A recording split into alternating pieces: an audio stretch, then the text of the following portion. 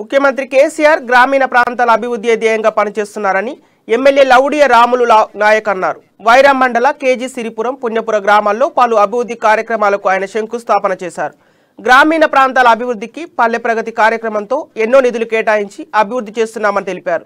పేదల కోసం ఎన్నో సంక్షేమ పథకాలు ప్రవేశపెట్టారని అన్నారు.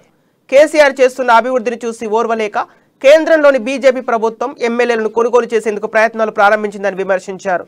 ముఖ్యమంత్రి కేసీఆర్ తెలంగాణ రాష్ట్రాన్ని బంగారు తెలంగాణగా మార్చడమే ధ్యేయంగా పనిచేస్తున్నారని అన్నారు. నాయకుడు ఆయనే, ఆ తర్వాత ముఖ్యమంత్రి కూడా ఆయనే ఉన్నారు కాబట్టి మరి ప్రత్యేక రాష్ట్రం వచ్చిన తర్వాత మరి తెలంగాణ వాసులకు కొన్ని ప్రత్యేకత చూపెట్టాలని ఉద్దేశంగా చేసిన ప్రయోగాలు ఇవన్నీ.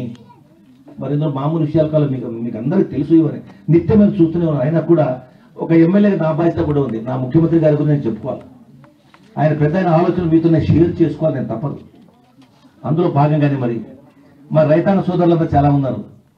మరి గతంలో రైతుల బాధలు మనకు తెలియదు కాదు, అంటే మీ వైరా ప్రాంత వాసులకు తెలియదులేండి. కానీ మాలాంటి నీళ్ళు ఉన్నాయా? భగీరథ పనిచేస్తుందా? మరి ఎవరు వింటలేదు.